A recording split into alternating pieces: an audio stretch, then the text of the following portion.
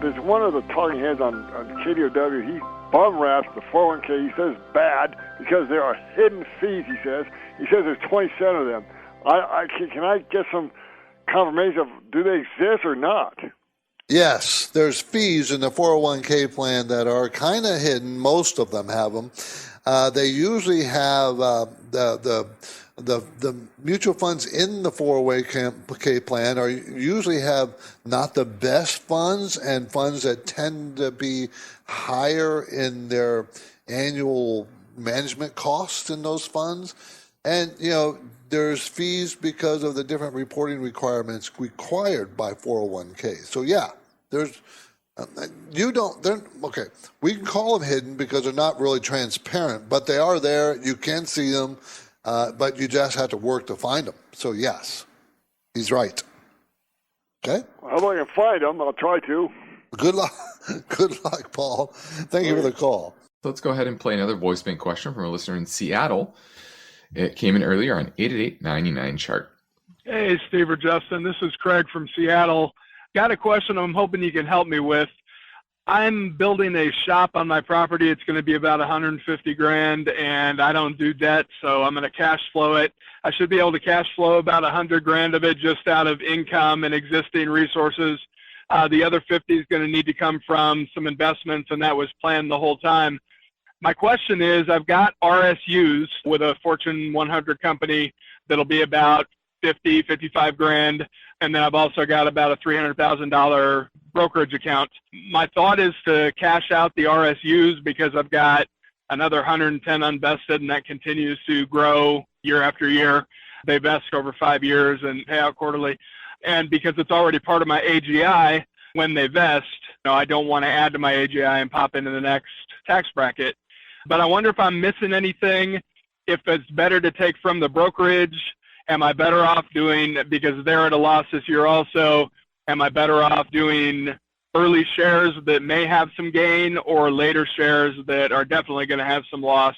Really just looking for your insight and to see if my thinking's right on the RSUs or if I'm missing something. Thanks so much. I love the podcast. Bye-bye. All right, great question. And typically selling out of your RSUs is a good diversification strategy because most people, of their net worth, the RSUs become a large portion of their net worth. And it sounds like you're still working for the company, so will continue to vest over time. So your stake is naturally going to vest and increase over time. So that's typically a good place to go. Now, taking money from your brokerage account, there's no tax consequences there. Whereas the RSU, there are some tax consequences. So you want to really talk to your CPA about that. Tax consequences. Obviously, I don't have that information and what tax bracket you're in, and I'm also not a CPA either. But that's a conversation you want to have with your tax professional first, and then you can go and make that sale. Now, if you do, you probably want to also get long-term capital gains if you can. Any loss will be limited to how much you can write off each year. There's $3,000 per year that you can write off. But that's a question more for Why do listener questions make InvestTalk better? Which of these would you recommend? Because each caller presents fresh questions in their voice. I was curious if you still think aluminum has a ways to go from here. When do I know the right time to take profits? Should I be looking for an exit? Should I be holding here? And listeners instinctively realize that InvestTalk uniquely offers a welcome dose of investing satisfaction. I think you have a terrific show, and I've learned a whole lot. Hey guys, love your show. I've been listening for several years now, and I've learned a lot. Justin Klein and Steve Peasley understand what investors need and want. I would look at it from a tax perspective. If there's no tax implications, move on, find better ways to use that money. I'm going with the odds. I think a half position now would at least get you in it and get you watching it so you won't lose track of it. Don't forget to call InvestTalk. 888-99-CHART. Of InvestTalk. Please call with your questions and comments, though. 888-99-CHART, 888-99-CHART, and Steve will answer them on the next InvestTalk. Hello, Steve and Justin. This is Eddie from Montana. First of all, thank you for all you guys do. Really appreciate the work that you put in. My question would be, in my 401k since I have limited investment options. Looking at the slight turmoil the market in right now, between small, mid, and large cap funds, how would you allocate your fixed percentage of money? My risk being slightly higher since I'm younger. I don't mind some higher risk. Appreciate all the help, guys. Thank you. Well, the highest risk, of course, is the small, then medium and large. But in this market conditions we're in, I think the better move will come, and more safe move will become from the large cap. So I probably, if you're young and you want risk, maybe 50% in the large cap and split it between 25 and 25 small and mid. You don't have very good choices in your 401k most of the time. You just can't. I'd rather see you have a value position as opposed to growth position. So, but you probably don't have those choices. You're limited. But the reason why I say value versus growth, when the environment changed from low or lowering interest rates to now raising interest rates, growth stocks don't fare as well in a rising interest rate environment. So not that they won't work, it's just they work less well and sometimes poorly because of the cost of money. Remember, these high growth stocks usually don't make money, they burn money. They got to borrow it, they got to produce it, they got to get it from somewhere. So it makes it tougher for them. Now let's grab a live call next from Dan in Georgia. Hey, Justin, how are you doing? Doing great, Dan. How are you? Doing well. Listen, what we did was I'm in a variable, and it was investing into the S&P 500 index. Okay. What we did was we pivoted from that, and they put me in 3 other funds, and one of those funds that they pivoted to was the Mainstay VP McKay High Yield Corporate Bond. And what are your thoughts on that? First off, you're in a variable annuity, sounds like, correct? Correct. I'm stuck in this thing for another 5 years. Okay, yeah. Sometimes, remember, those annuities, the surrender charges usually dwindle each year. So it might make sense as you get closer to, it's usually 1% a year, it's usually a 10-year time frame. And each year that surrender charge drops 1%. Is that how this works?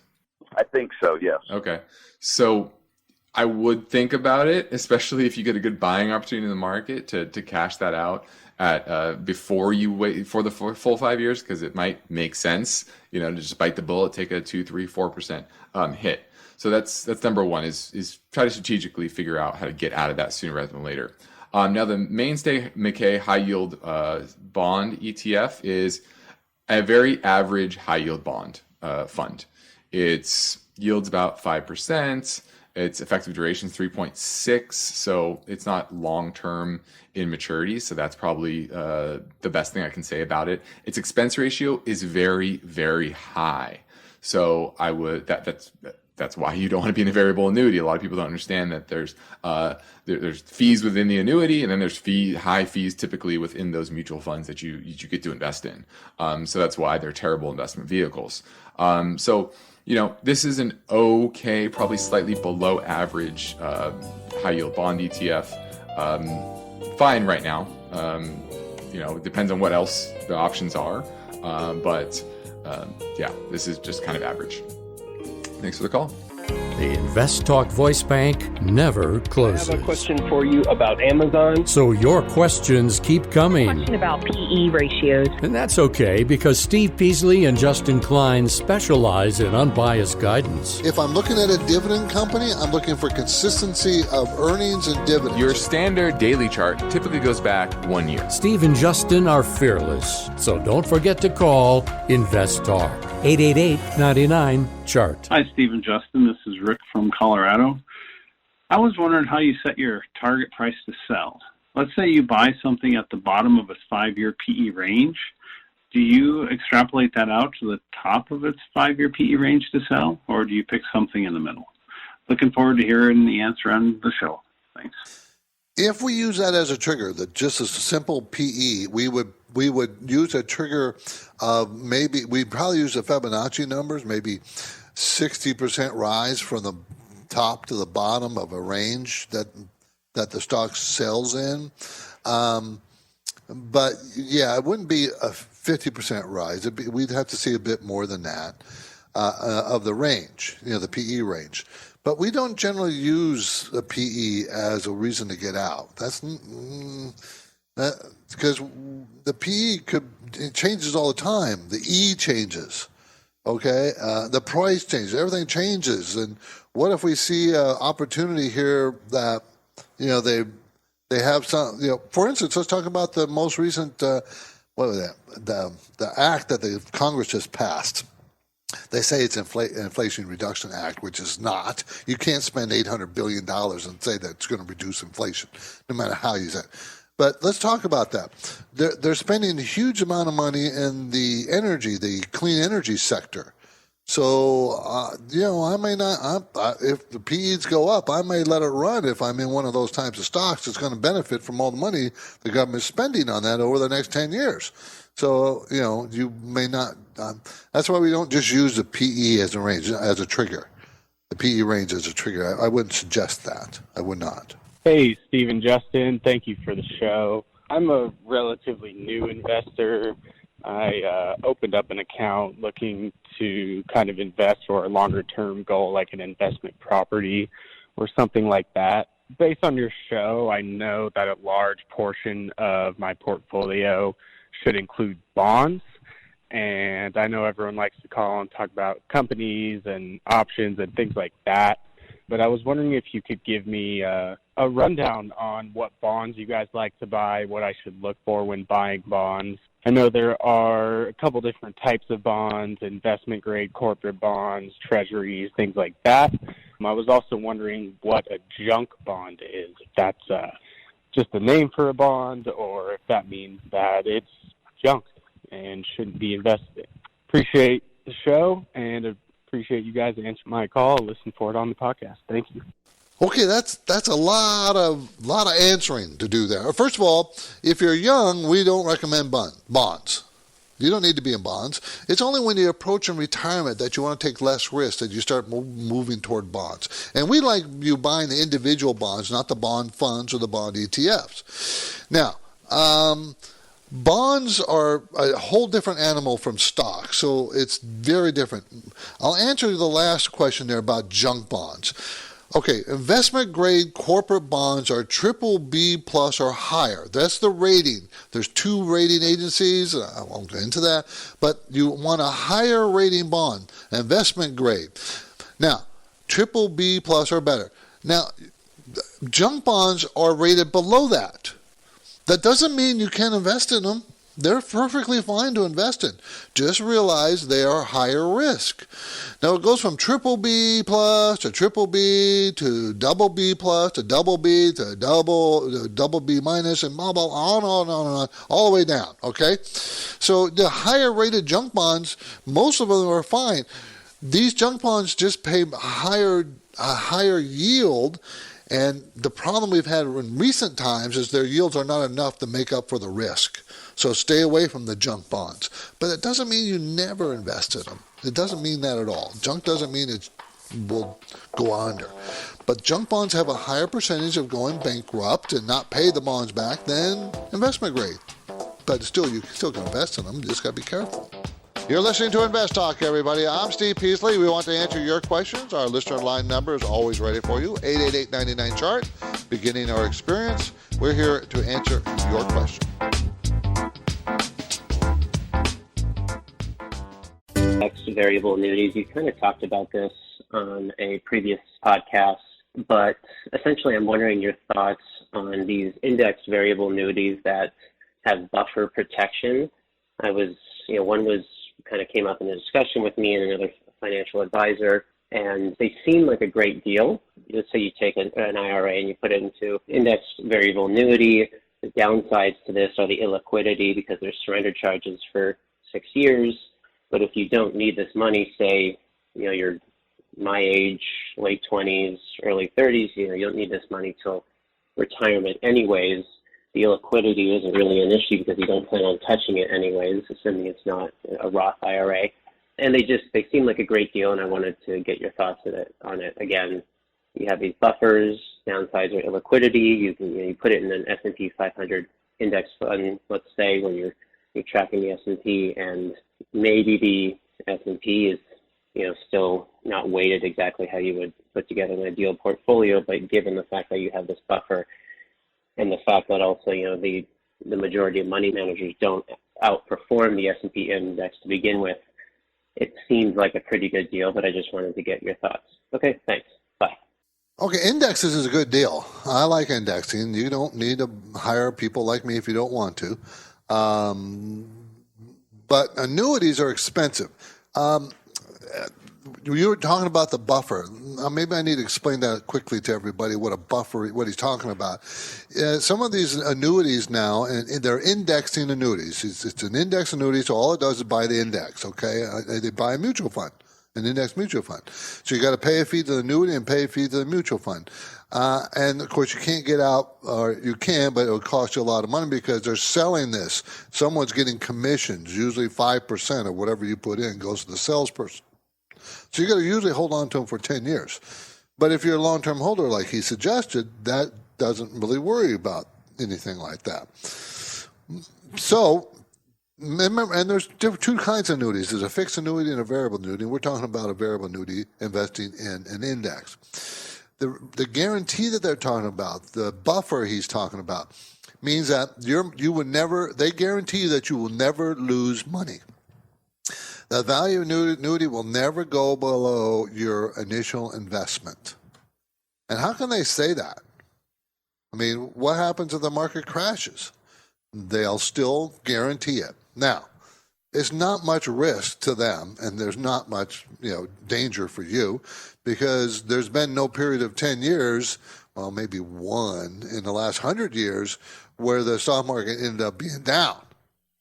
So looking forward 10, 20, 30 years, they pretty much know that, and everybody knows that the market's going to go up. It has an upward bias of 8 to 10% a year. So then that guarantee, I wouldn't pay much attention to it. I don't think it has much worth. And if you want an index, why don't you just buy an index, not through an annuity? They don't have to pay a commission to somebody. Remember, you're paying that commission. Well, that means that you put in $100,000, you're not really putting in $100,000, you're putting in $95,000. But if you bought an index yourself, you're putting up the whole $100,000. So I would do that rather than buying an annuity. Just my suggestion. This is InvestTalk, made possible by KPP Financial, where they describe their services as independent thinking, shared success. And this philosophy is why KPP Financial can be of great value to investors. KPP principals Steve Peasley and Justin Klein are committed to unbiased guidance. They don't upsell clients into expensive and questionable investments.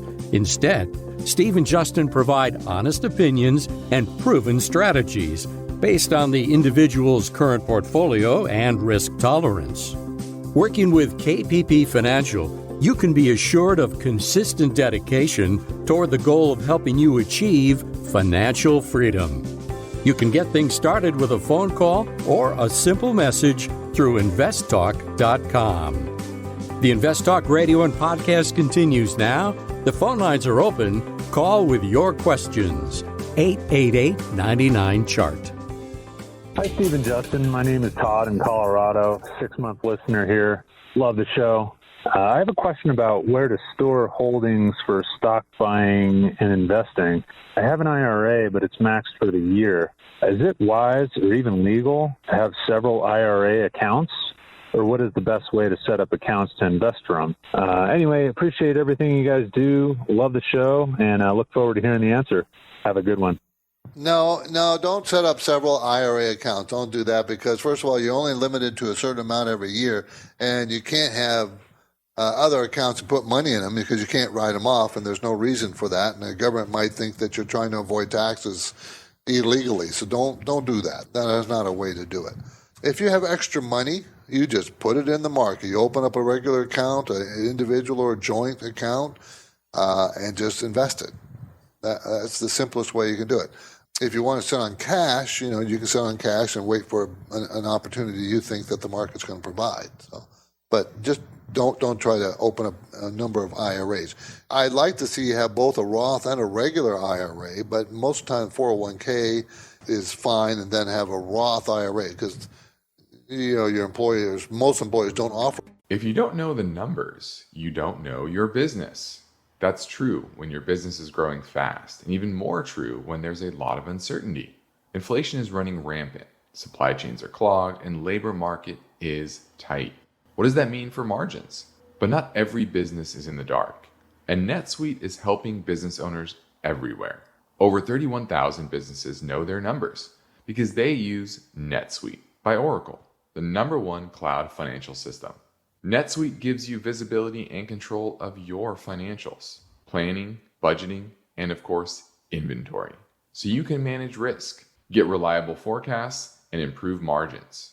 Everything you need, all in one place. In 2022, profit is the new growth. So NetSuite helps you identify rising costs, automate your manual business processes, and see where to save money. Know your numbers, know your business, and get to know how NetSuite can be the source of truth for your entire company.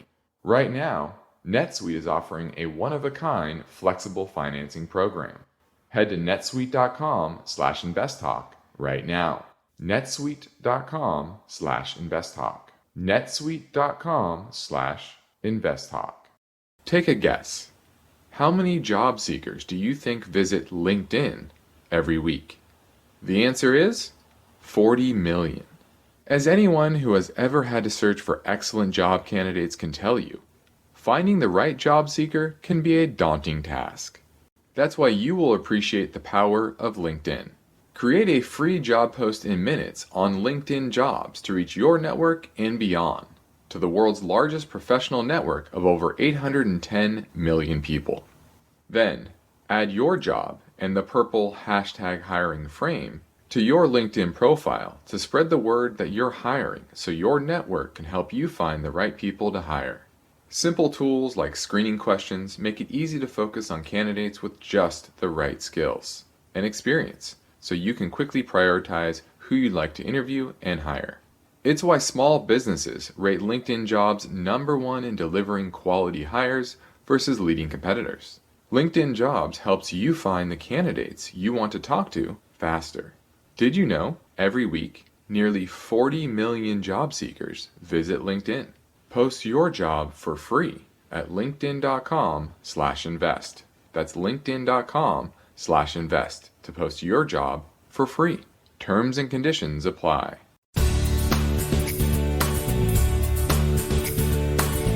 You're listening to an encore presentation of InvestTalk.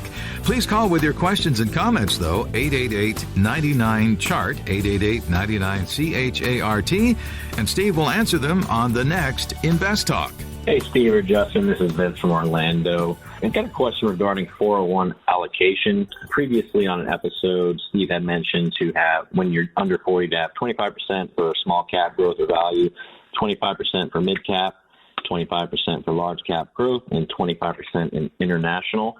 But my 401k features some retirement funds, like retirement for 2060, 2055, 2050. Just wondering, what do I do with those? Do I invest in those if those are my targeted retirement date? Appreciate the insight. Thanks. Well, it depends on your philosophy. Now, I would say always lean on the value side, not the growth side. So you're talking about small and mid cap and large cap, especially in this market. Lean on the value side. So don't be heavily invested on the growth side of the market. And then when it comes to your target dated funds, you could allocate a little bit to them, but it wouldn't be ideal. It's a good set it and forget it. If you never want to do any work and you don't want to think about it, it's fine. The problem with it is that it is mainly going to be invested in index funds. And obviously we've talked about how those are poorly set up for this inflationary world when you're overweight, really the wrong sectors, technology and healthcare. So I would not put a ton in those target dated funds. I would try to be a little bit more strategic, but also once again, depends on type of work you want to do. But I like what you're talking about, the 25, 25, 25, 25, and splitting that between small, mid, large, and international, but lean on the value side. Thanks for the call. Okay, let's pivot to an InvestTalk voice bank for a question that came in earlier, 888-99-CHART.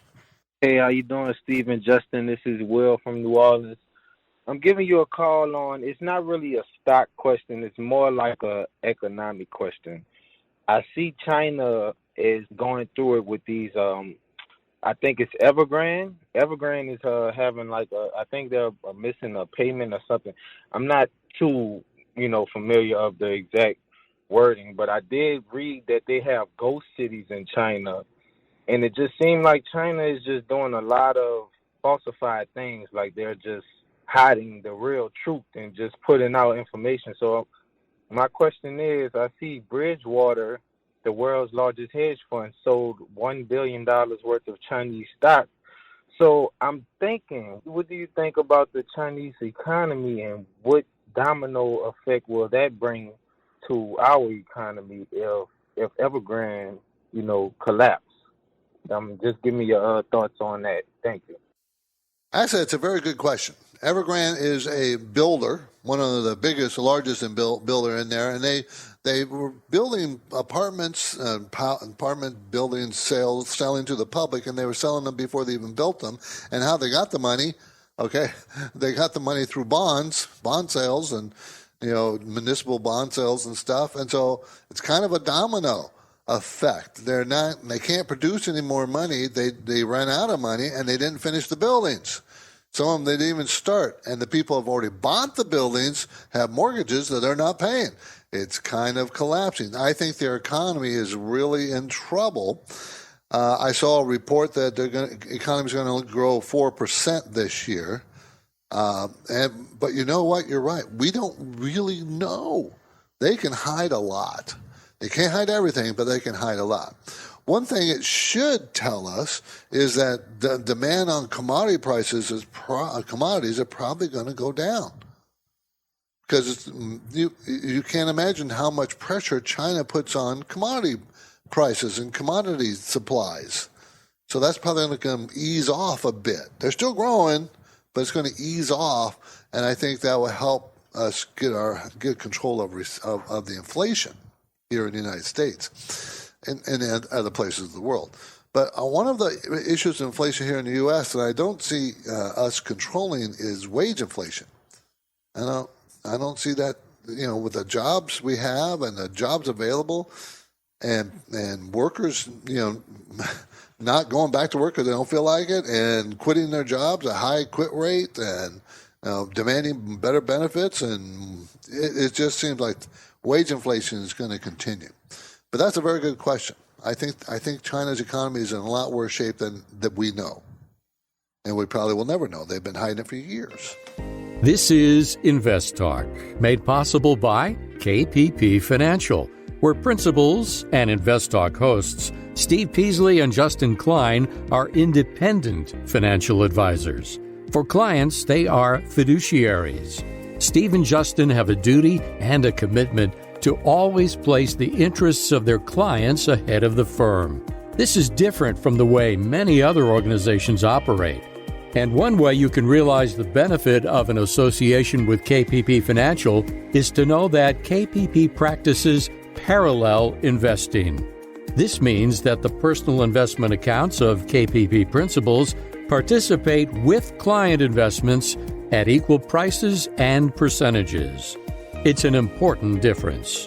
You can learn more anytime at investtalk.com, or reach out to Steve Peasley and Justin Klein by emailing or calling their Irvine, California office. The InvestTalk radio and podcast continues now. The phone lines are open. Call with questions, 888-99-CHART. Hi, folks. This is Ben from Connecticut. I'm just calling about some of the fundamental analysis that you guys do, what type of metrics you look for, without giving away the secret sauce. Basically, I'm curious on what numbers you look for in the ratio of EV to EBITDA, and then price sales, and then price to book. So if you guys could provide a kind of range that you use to determine the value in that way, it would be helpful for my own fundamental analysis. Thank you. Love the show. Been listening to it for years, and I await a response. Thanks a bunch. Okay, I wish it was as simple as just to give you the numbers and say this is what you look for. But you have to break it down by sectors and types of industries.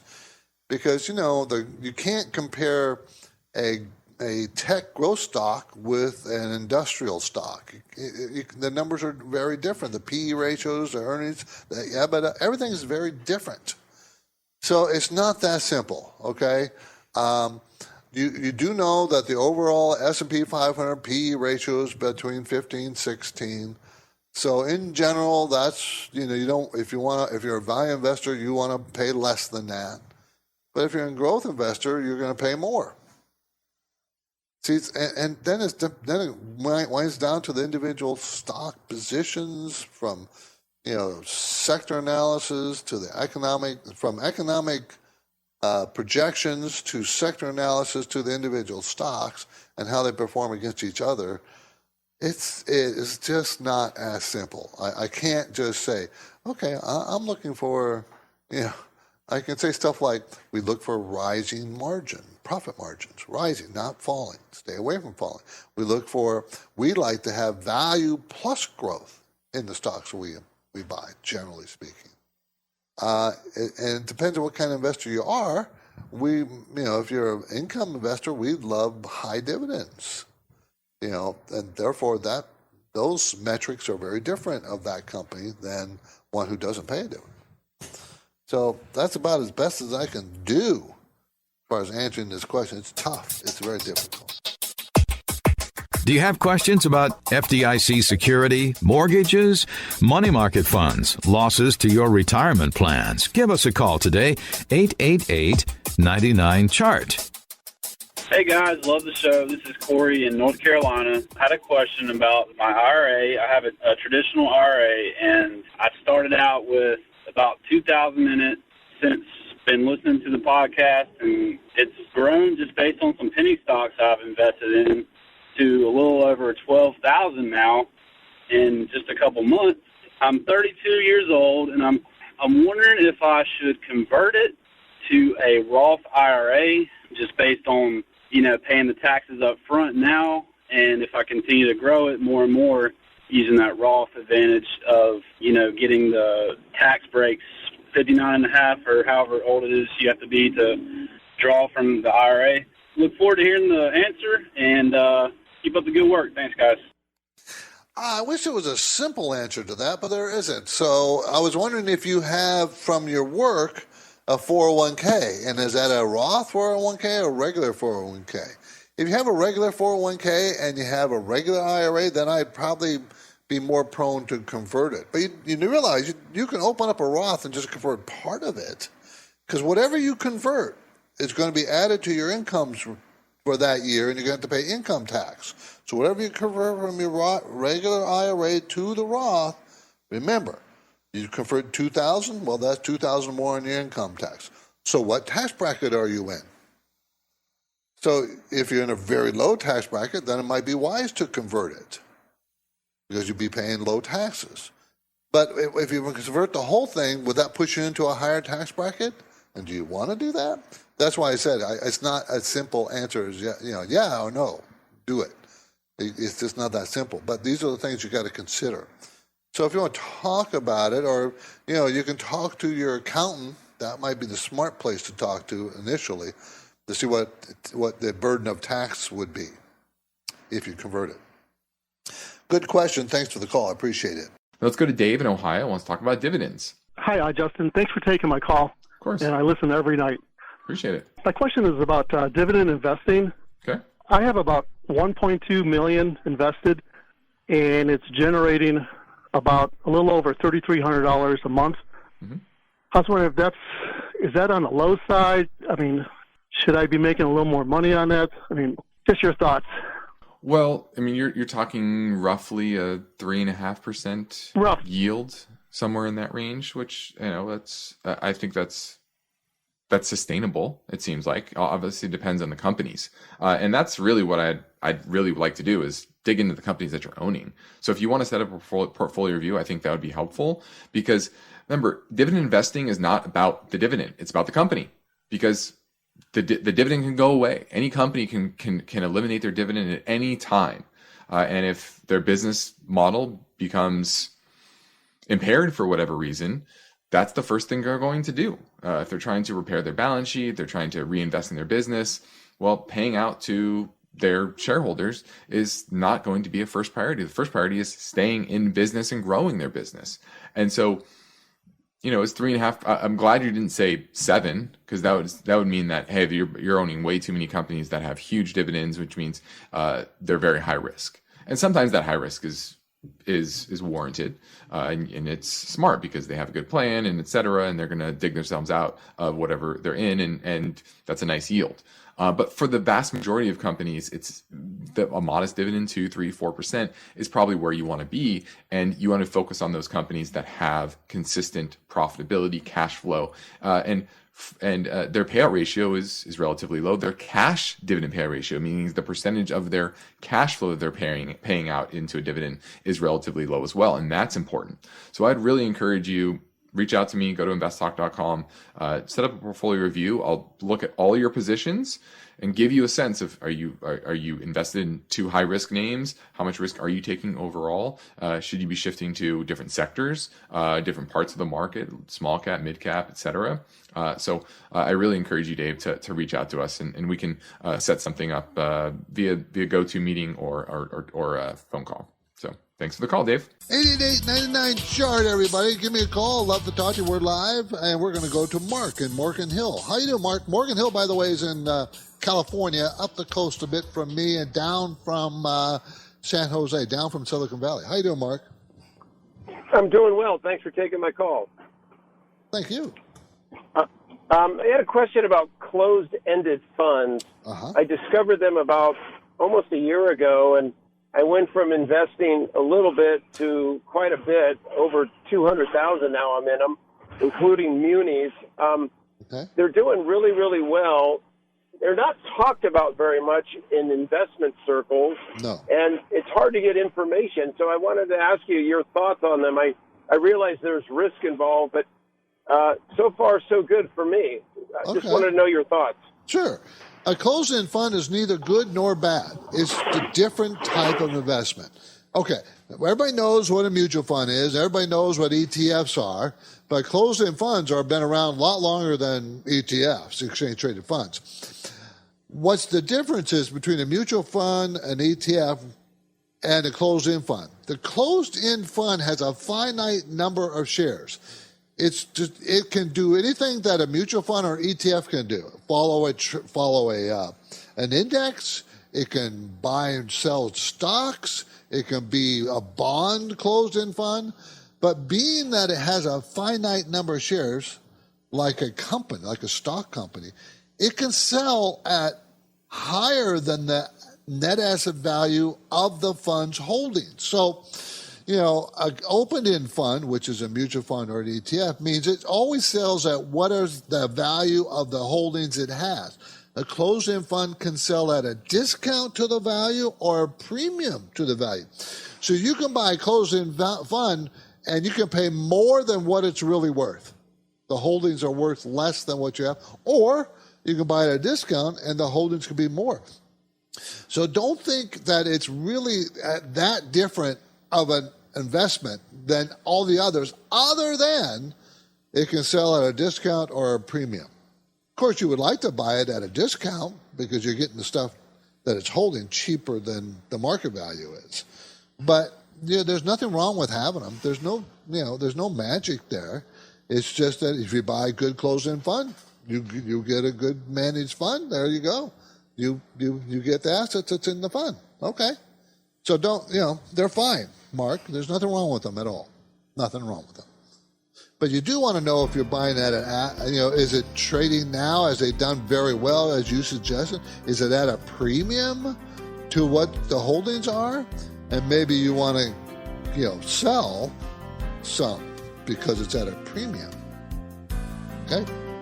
Now, if you have a question about a stock or an IRA, college savings plan, well, maybe buying a house, mortgages, reverse mortgages, we're here for you. 888-99-CHART, 888-992-4278. You're listening to an encore presentation of InvestTalk. Please call with your questions and comments, though, 888-99-CHART, 888-99-CHART, and Steve will answer them on the next InvestTalk. Hi, Steve and Justin. This is Kevin from La Crescenta, California.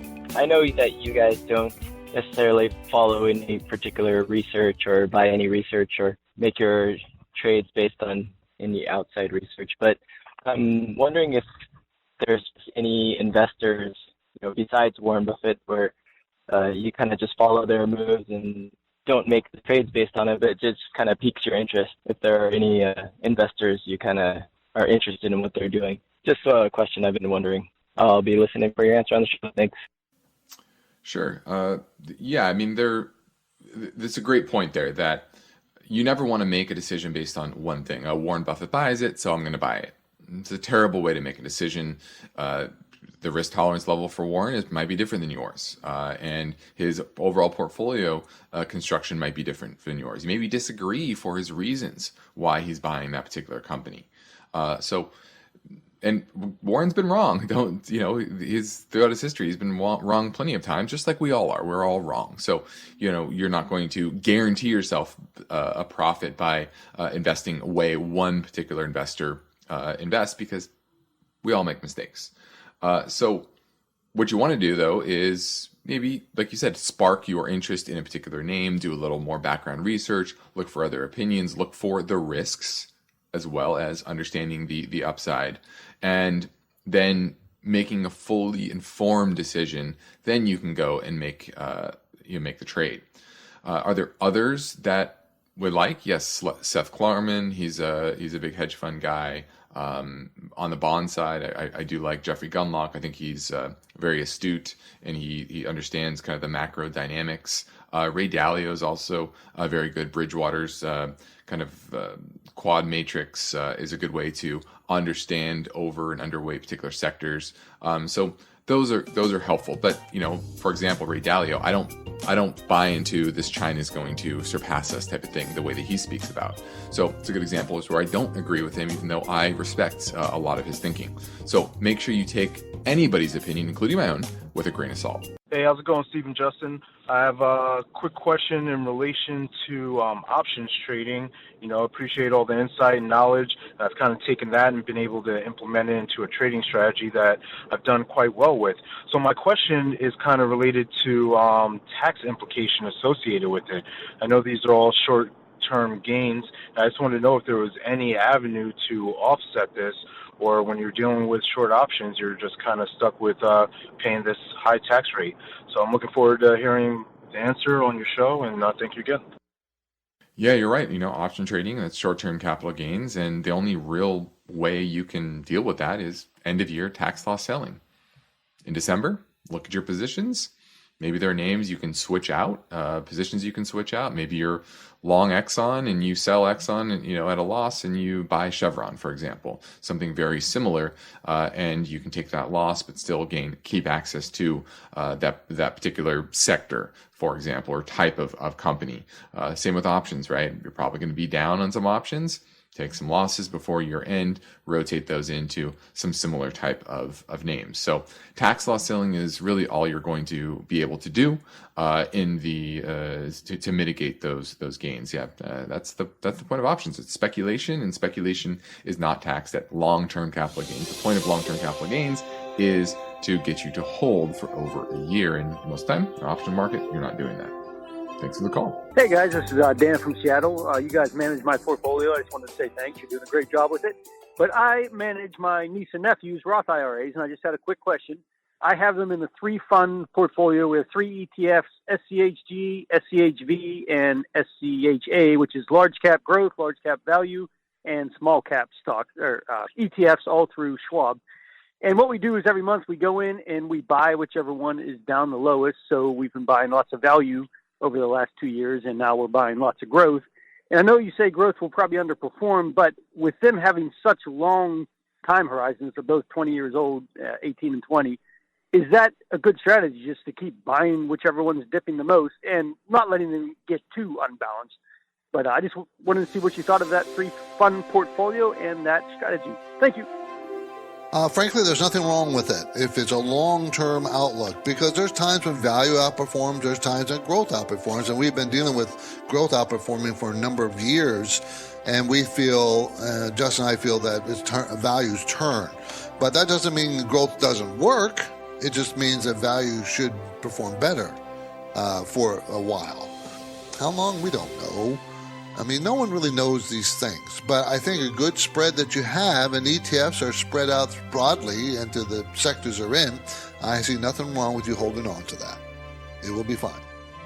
InvestTalk is a trademark of KPP Financial. Because of the nature of the interactive dialogue inherent in the format of this program, it's important for the listener to understand that not all comments made will apply to them. Specifically,